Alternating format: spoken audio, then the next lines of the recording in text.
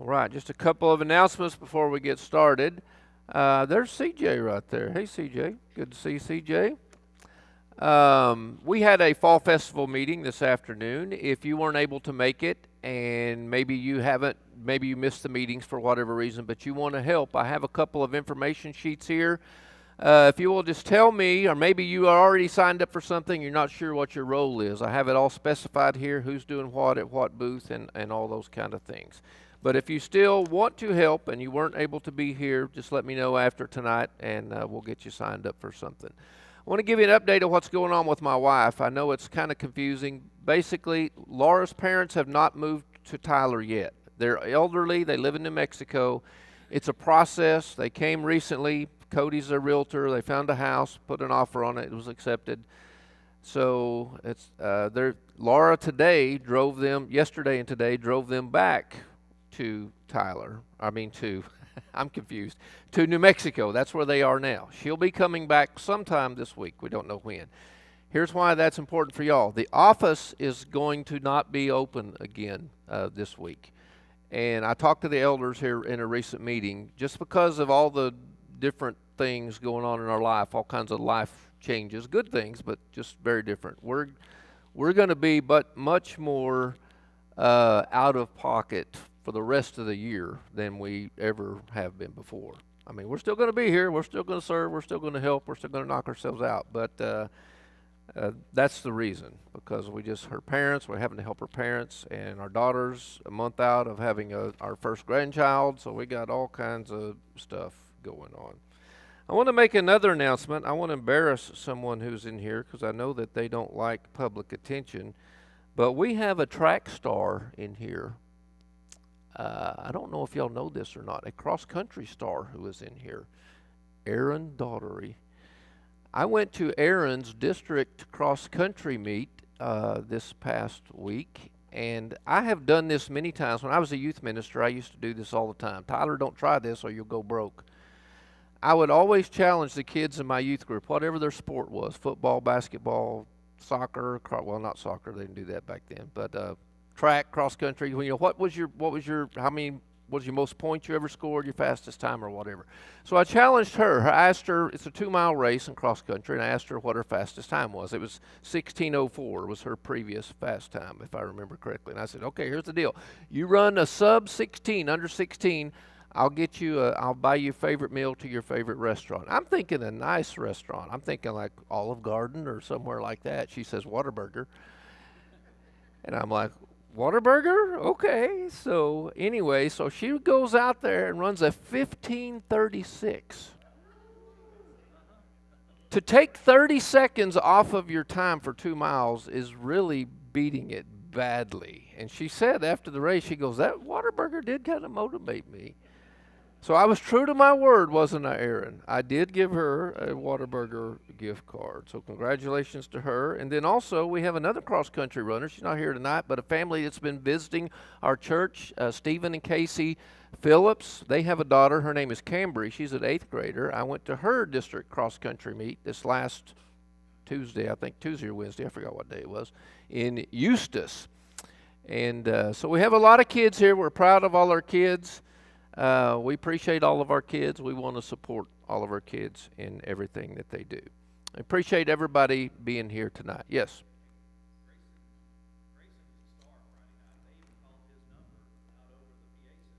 They did? Oh, well, okay. Well, Grayson's another one. Grayson got moved up to varsity. And that's a really good thing. Well, Laura and I, when Laura was here a couple weeks ago, we went to watch them play in a game one night. And so we have a lot of kids here doing a lot of good things, and we love all of our teenagers and all of our little kids, and we just want to encourage all of them. We talked this morning. This was the message from this morning. This was the kind of the one summation point of that passage in Acts chapter 27 to go along with the video that I showed this morning. The reason that we can take courage is because God's promised to be with us in the storms of life. We all have storms, don't we? We all have things that happen. We have difficulties. We have trials. We have, and some of you right now are having things that are, just not going very good. We have problems, we have difficulties. And what we want to be able to do is when those things happen, not if, but when those things happen, we want to be able to get through them in a way that where our faith is still intact and also where it's a blessing to other people. So I want to talk about tonight, we're going to have a discussion, but I want to talk about a few things that we didn't talk about this morning and point some things out and then ask some questions and have a discussion. This is a passage we didn't start with this morning, but I want to start with tonight. The very first part of chapter 27 says, "When the time came, we set sail for Italy. Paul and several other prisoners were placed in the custody of a Roman officer named Julius, a captain of the imperial regiment. The next day when we docked at Sidon, Julius was very kind to Paul, and he let him go ashore to visit with friends so that they could provide for his needs." Now, I'll get to the point that's highlighted in yellow in just a moment. But why did I underline the words "we" in this section? Anybody know? David? Yeah.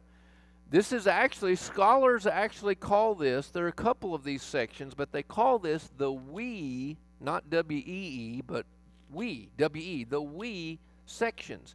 First person plural, which means Luke, who wrote the book of Acts, is on this ship. This is an eyewitness account of what happened. Luke was there. He went through the storm with Paul. And so he says, when we set sail for Italy, in other words, I was on the ship with Paul, and then we docked at Sidon. And it just makes it more, it just makes it more of a powerful story, I think, to know that Luke was there present, giving an eyewitness account of the things that happened. And the point that I really want to talk about is the person who was guarding Paul is this man. Luke even gives his name. His name was Julius. It says he was very kind to Paul. He let him go ashore to visit with his friends so that they could provide for his needs. Now, here's the question I want to ask you. Why do you think that God inspired Luke to preserve that little bit of information that I highlighted there for us? Why? What does that tell us? There's kindness out of the enemy. This is a Roman guard, okay? What else? How does that help us or encourage us? Remember I said we can take courage? How does this encourage us when we go through storms? What principle do you see here? God is with us. How does God work?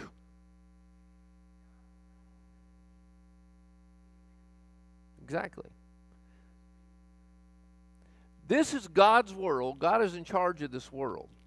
And God is providentially working all the time. And He works through people, even through people that you wouldn't suspect. God can use them to bless your life and to take care of you. He uses a hardened Roman soldier on this occasion who just happens to be unbelievably kind and willing to help Paul. This is God in His providential way taking care of Paul. Remember, God made a promise to Paul. I quoted it kind of briefly this morning in Acts chapter 21, verse 13. When God initially, when Paul, all kind of trials and tribulations were happening to Paul, and he was being accused of doing this and doing that, and then put through all these trials, God made a promise to Paul. He said, you will end up in Rome, and you will testify before Caesar. Now, it didn't look like that was going to happen, did it?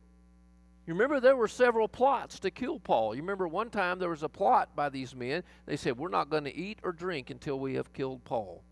And it looked like they were going to succeed in their plot, but it just so happens, just accidentally, Paul's nephew, who we've never heard of anywhere in the whole Bible, shows up, and somehow he got wind of the plot. You remember this? This was recorded in Acts chapter 23. He got wind of the plot, and he went and told some officials, and they found out about it. And then this giant group of these horsemen and these spearmen, professional soldiers, they guarded Paul and made sure that he got to Caesarea so he could stand trial before Festus and Felix and then King Agrippa.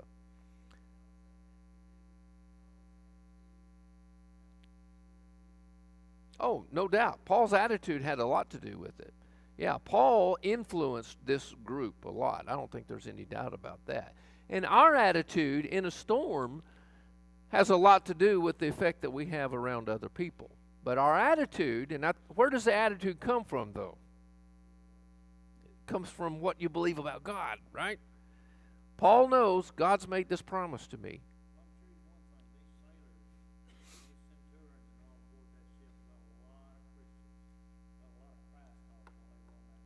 Oh, yeah. Who was really the prisoner here?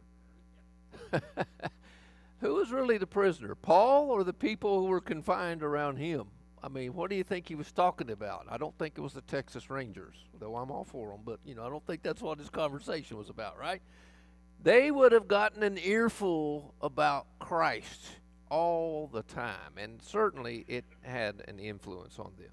I want to show you a passage in the Old Testament book of Proverbs, and I want to read it out of the New Living Translation. Proverbs chapter 21, verse 1. Go ahead and read it in your translation, but I really like the way the New Living Translation translates this. Proverbs 21:1, when we're talking about how God provides for us and how God protects us, and He uses anybody to do it, even hardened people who may be our enemies. It says, "The king's heart is like a stream of water directed by the Lord. He guides it wherever He pleases." Even a pagan king, God is saying, his heart is in His hand, and just like a stream of water, He can change the course of it as God pleases to help us and to benefit us. That's what God does for us. He is always working on our behalf. One of the reasons that you and I can take courage when there is a storm happening, and as I said this morning, there might not be one happening in your life right now. I'm glad there's not. There has been, and I have bad news for you. If neither of those is the case, there will be. It's just the way it is down here. And go ahead, Roy. Yeah, the video. Mm-hmm.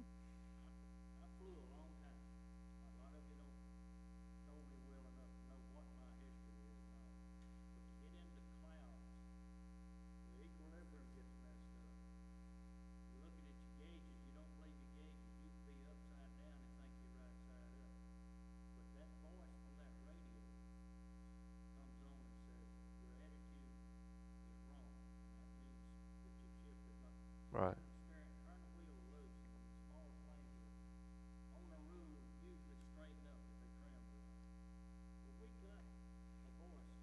Right.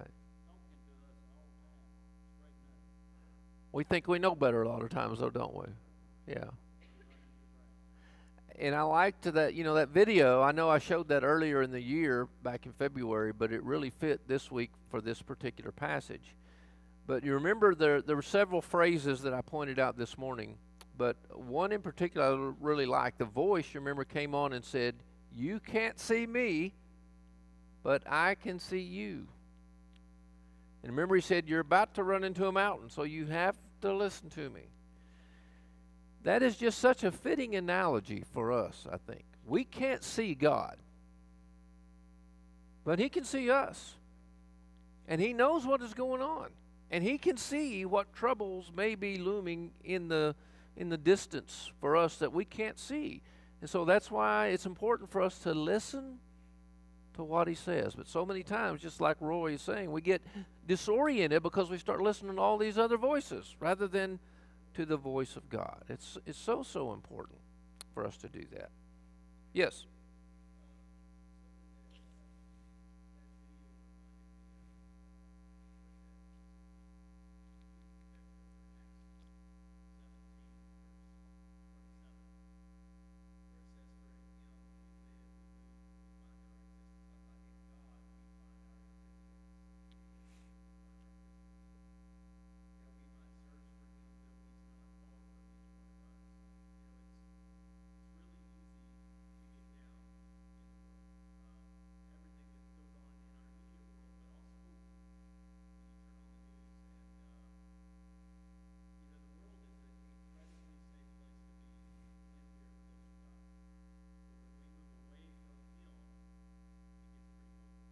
Yeah.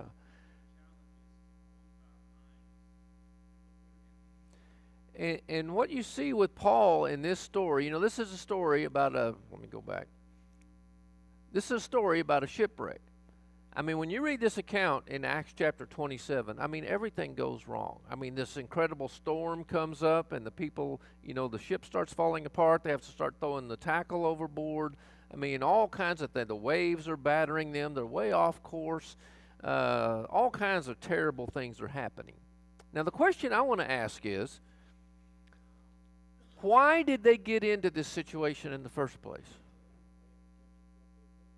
Okay, maybe not paying attention to what they're doing, but why else? You're right. Pardon me? I heard somebody say it. They didn't listen to Paul. Remember I said this morning, in this time of year, this was about the year AD 59 when this event happened, and it was scholars think this happened around October, early October. It's about the time of year we're in right now. This was an incredibly treacherous time on those seas to travel. In fact, from mid-November until February, nobody sailed. They shut all sailing down. And so it's getting close to just completely shutting it down because it was so treacherous due to the prevailing winds and the waves that could rise up and that kind of thing. So it's a very iffy time, very dangerous. And Paul warned them. And I think this is the wisdom that Paul had from God, being an inspired apostle. He warned them, he said, brothers, I think we need to stay right here at Fair Havens. You remember at that island right there? He said, I think we need to stay right here at this place at Fair Havens and not go any further. And then it seemed like prevailing winds changed all of a sudden, and the good wind, the direction they wanted it, came up, and everything was great, and they kind of took a poll, and the majority said, no, we think we'll go ahead to Phoenix, this next town, because it's a lot better harbor, and we'll be better there. The majority is not always right, brothers and sisters.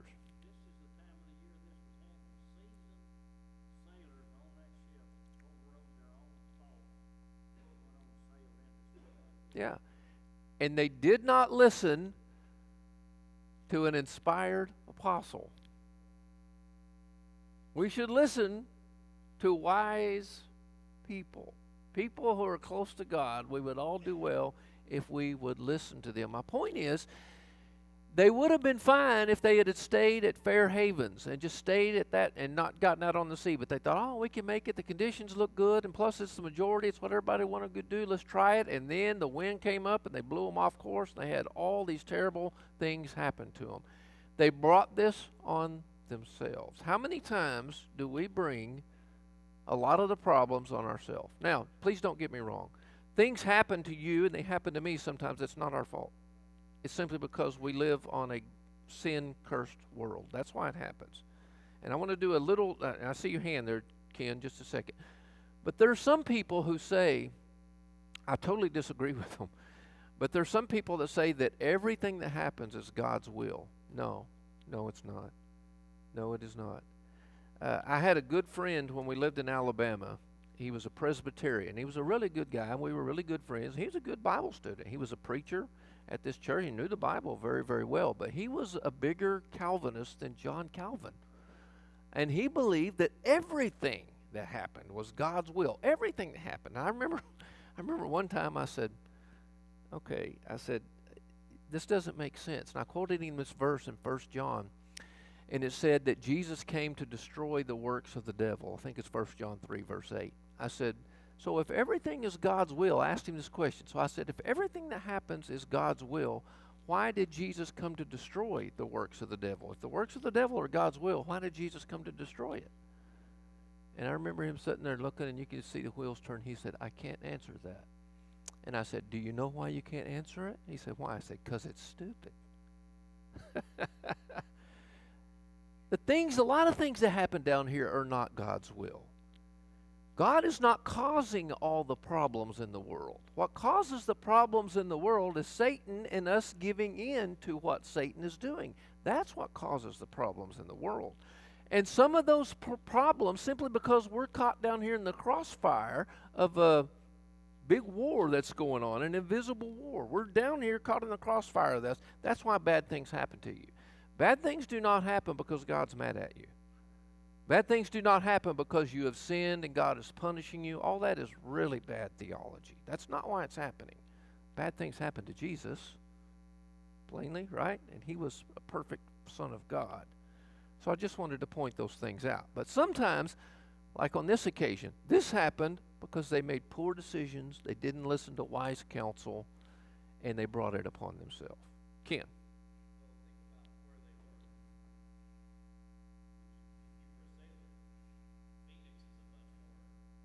Suitable harbor.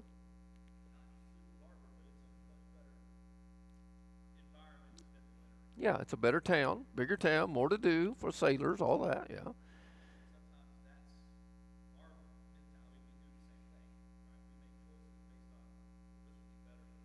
Right.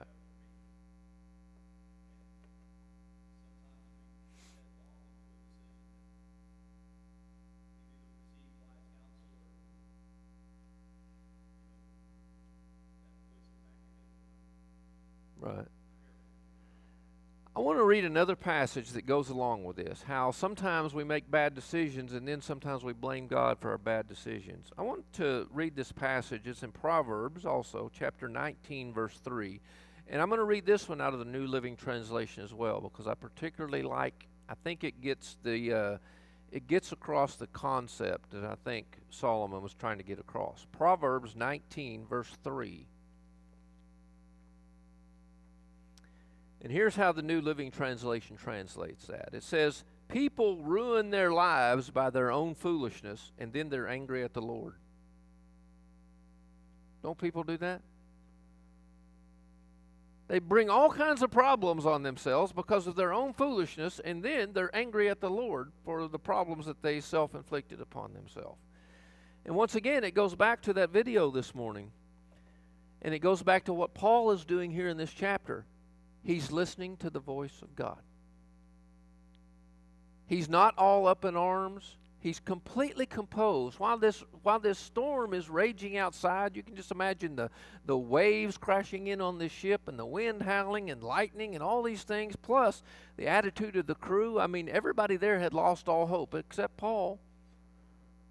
Paul is just completely calm while all this is going on. Who does that remind you of? Does that remind you of anything else in the Bible? Do you remember Jesus one time was with the disciples out on the Sea of Galilee? Storm comes up. What's Jesus doing? When they're saying, oh, we're going to die. What's he doing? He's taking a nap. He's not worried at all. And when he wakes up, he just goes, oh, hush. That's basically what he says. He's talking to the weather. He's talking to the weather. And the weather does what he says. Just nothing seemed to rattle him at all. And I think Paul, by the way, remember Paul was personally instructed by Jesus. You know, Jesus appeared to him on the road to Damascus, but after that, Paul goes into the desert of Arabia for a couple of years. And Jesus personally instructs him. Now, Ozzy, you probably had some good instructors in graduate school, and so did I, but man, not like that. Where Jesus is personally telling you, hey, here's what you really need to believe. Here's what's really true. Man, you talk about good graduate school.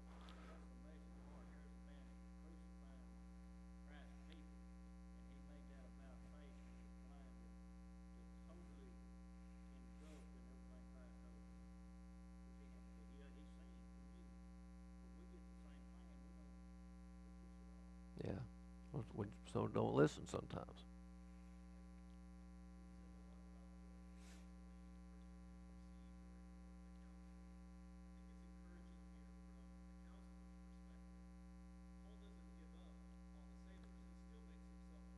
Yeah. Right.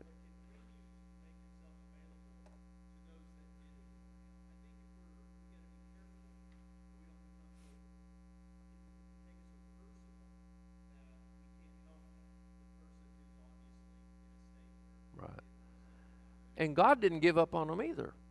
God said, Paul says, God has graciously granted that none of you are going to perish or anything like that. Though you made a foolish decision, though you haven't listened to me, that just shows God's incredible grace and love and mercy. Now, I love what Paul says in all this. He says, you can take courage. And the reason is, he says, none of you are going to lose your lives, even though the ship's going to go down, because an angel appeared to me whom I serve and whom stood beside me, and he said, don't be afraid, Paul. You will surely stand trial before Caesar. God's reiterating the promise he made to him in chapter 21, verse 13. What's more, God in his goodness has granted safety to everyone sailing with you. And then Paul says, and I love this, so take courage, for I believe God. It'll be just as he said, but we'll be shipwrecked on an island. And once again, as I said this morning, there's a difference between believing in God and believing God. Do you know what the difference is? Believing in God is just kind of intellectual. I believe there's a God. That's not what Paul's saying. He's saying, I believe what God said. I'm in the midst of this storm. It doesn't look like there's any way out of it, but God said you're going to come through it. I believe him. So the question I have for us is, what promises has God made to us for what we're going to have to deal with while we're here in this life? What kind of promises has he made to us? I'm going to be with you. He's promised that. I'm going to be with you always to the very end of the age, Jesus said in the end of Matthew's Gospel, chapter 28. If you seek me, you'll find me.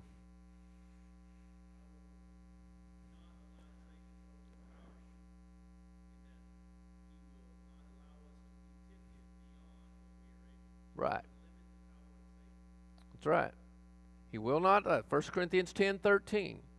How about this one in Hebrews 13? God says, I'm promising you, I will never leave you or forsake you. God says, I'll never leave you or forsake you. We might forsake him sometimes. God says, I won't leave you. You're my children. And once again, I think the anatomy of those of us who are parents, which is most people in here, or you're a kid of parents, think about your kids for a minute and some of the boneheaded things they do. Okay, let's don't give any illustrations, but let's just, think about some of the boneheaded things your kids do. And sometimes, don't you just want to, if you're a parent, don't you just want to strangle your kids, right? At the same time, though, what would you be willing to do for your kids?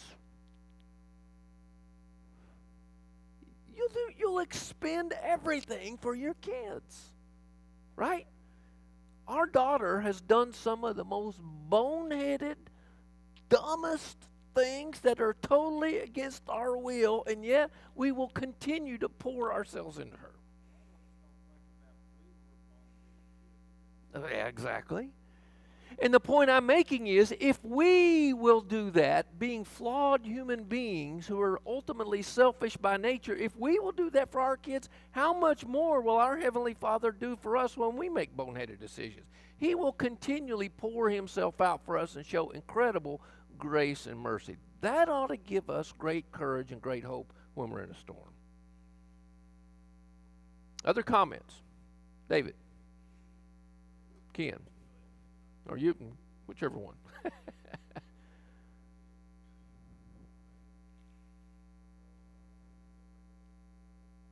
Right.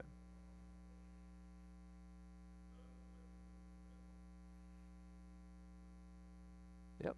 Nothing will separate us from the love of Christ. Okay, Ken?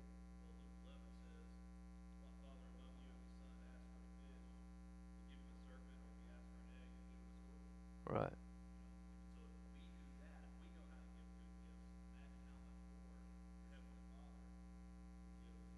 Yeah, it's a comparison, it's a contrast. If we, as parents, we know, every parent in here knows what you'll do for your kids. You'll do nearly anything for your kids, right?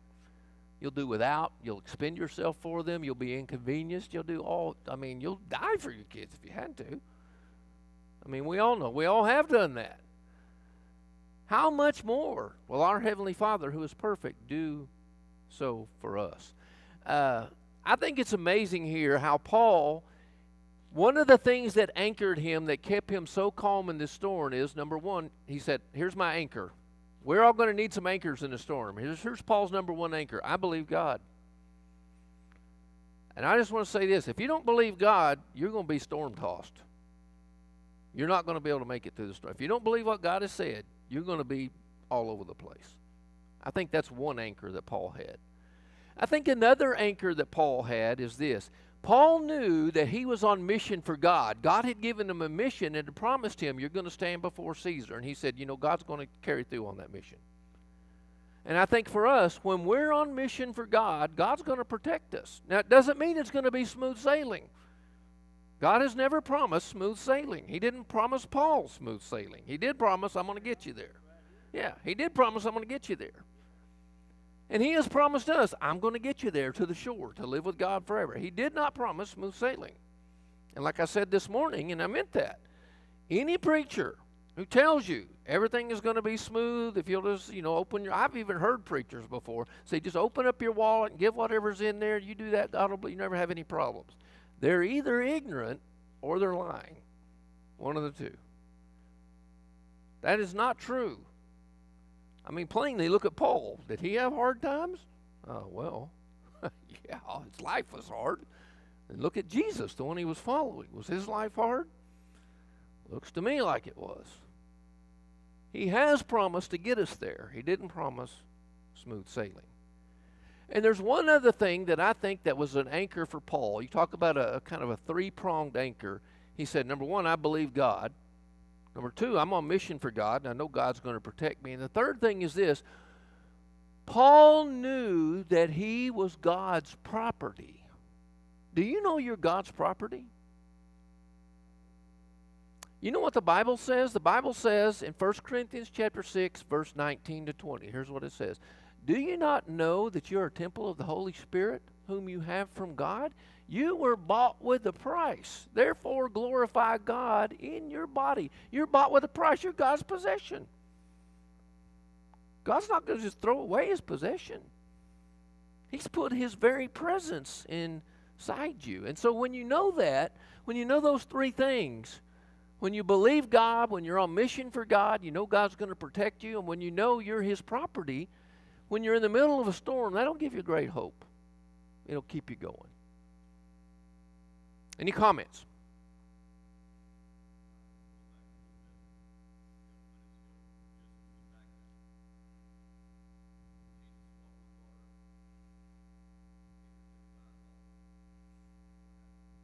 He's looking at the storm.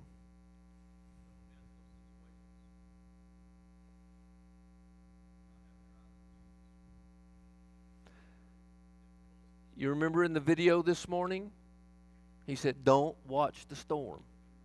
Listen to my voice. I think that's a good analogy.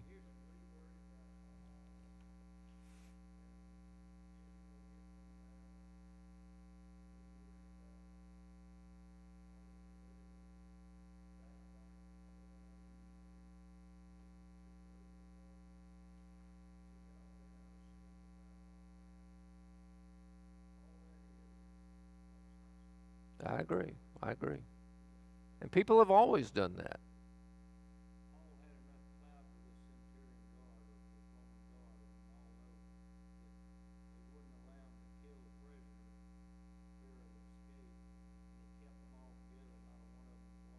Okay, hold that thought. You're getting ahead of me, brother. You're reading my mind. Go ahead, Ken.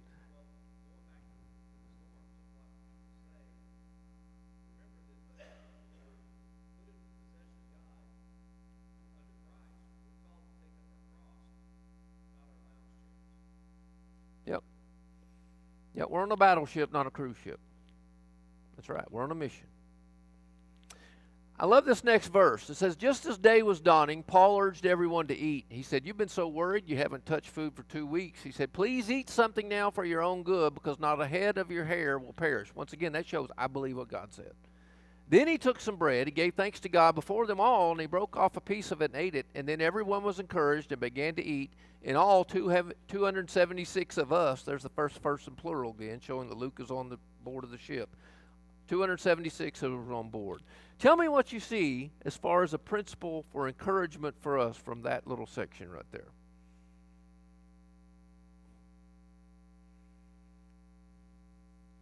I see a great principle here. Sorry, go ahead. Okay? Our faith can greatly have a positive influence on other people in the midst of storms if we'll practice it. Paul, while they're all falling apart, he's so calm and cool and collected because he believes and trusts God. He says, I trust God's going to be just what he said. He takes some bread. He says, we need to eat. He's not afraid to pray in the midst of all these pagans, and I think that greatly encourages all of them. Our faith, our solid faith, when it's anchored to God by those three anchors we just talked about a moment ago, can not only help us through the storm, it can help people around us through the storm when they see how calm and how cool and collected we are. Have y'all ever been in a situation before where you saw somebody going through great difficulty, and yet they were so calm, and it just kind of encouraged you because, well, if they can do it, I can do it. I see what they're doing. That gives me courage. Has that ever happened to you? I've seen that before from people. I'm like, wow, man, if they can do that, then surely I can get through the little trials and tribulations that I'm going through. Somebody had their hand up a second ago, Ozzy.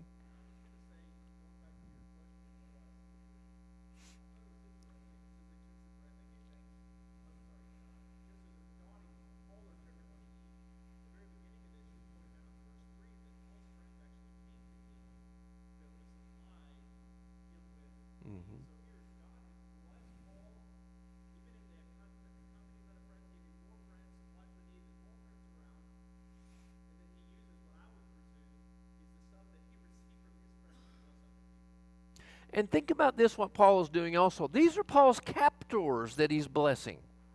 These are people who are, their job is to get him, to trial to Rome. These are his enemies, you might say. And yet, you can just see in this whole story the profound influence that Paul has on him. They're doing their job because they don't want to lose their heads. That's true. However, I think these people, they greatly respect Paul because of how they have seen him conduct themselves. Does that remind you of anything with Jesus at the cross?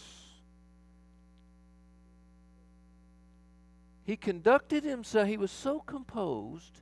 And do you remember after it was all over, one of the centurions said, surely this man was the Son of God.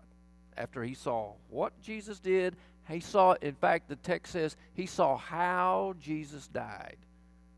How he went through it, how he was so composed. He said, he has to be the Son of God. I think the way we conduct ourselves in the midst of storms, not only can it help us greatly, but it can be a great benefit to other people around us. Yes, Roy.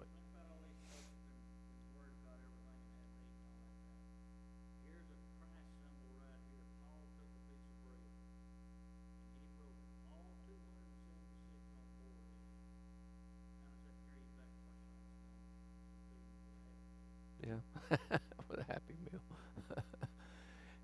Paul's not afraid. Sometimes when we're around people who are not Christ followers, sometimes it's easy for us to conform to their hardness.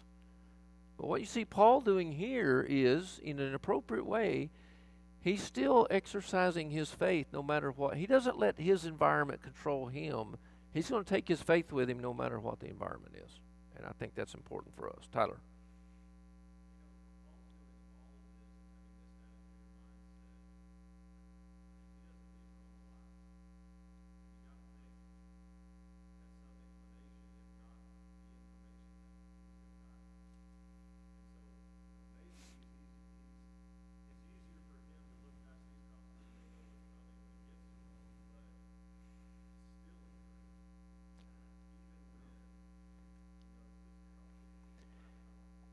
And here's why Paul is encouraged. That's a good point, because, our thinking is wrong.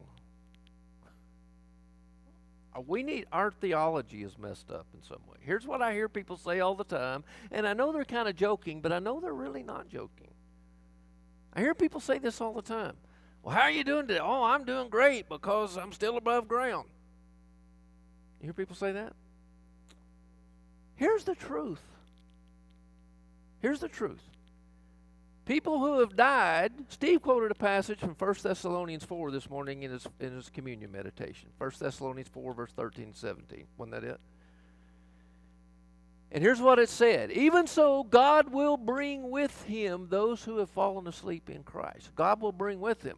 He can't bring them with him if they're not with him. When you die, you go into the presence of Jesus. Paul actually said, I didn't plan to say this, but go look it up. Philippians 1, verse 23. Paul said in that passage, I am hard pressed between two desires. I have the desire to depart and go to be with Christ, which is far better. But he goes on, he says, but to remain with you is more necessary for you, so I'm willing to do that. He meant that. He said, I would much rather die and go be with Christ. So how can he be so calm? Though he knows he's going to die, I get to go be with Jesus. And I think intellectually we believe that. I think everybody in here believes that intellectually. I'm not sure practically we believe it.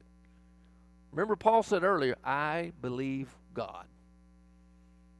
We need to ask ourselves whether we really believe. And if we believe like he did, man, it's going to keep us calm in the midst of a storm.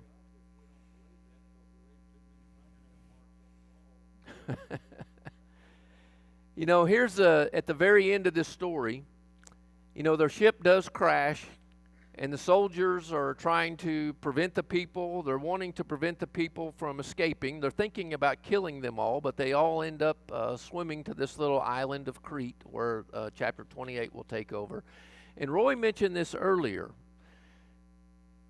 Not that. I got clicked ahead. Here we go. The soldiers wanted to kill the prisoners to make sure they didn't swim ashore and escape, but the commanding officer wanted to spare Paul so he didn't let them carry out their plan. Don't you see the providence of God here again? God promised Paul, you're going to get to Rome. You're going to stand trial before Caesar. Regardless of what the soldiers were plotting to do, some of them wanting to kill Paul, God has promised, I'm going to get you there. No matter what Satan comes up with or no matter what people come up with, they cannot thwart the ultimate plans of God. And those things ought to give us great, great encouragement. So once again, I think hopefully today, all of us, whether you're in a storm right now or maybe you have been in the past and you're trying to learn some lessons from it to prepare for future storms that most certainly will happen, we can all have great courage when storms happen. Because God's promise, I'm going to be with you. And if we'll anchor ourselves to trusting God, believing him, knowing we're his property, we're his possession, and if we're on mission for him, God's always going to protect us. And I hope this has been a great encouragement to everybody today. Kim, what's the invitation song? That song right there. Okay. If anybody needs us to pray for them tonight or help you in any way, please allow us to do that. Let's stand together while we sing this song of encouragement.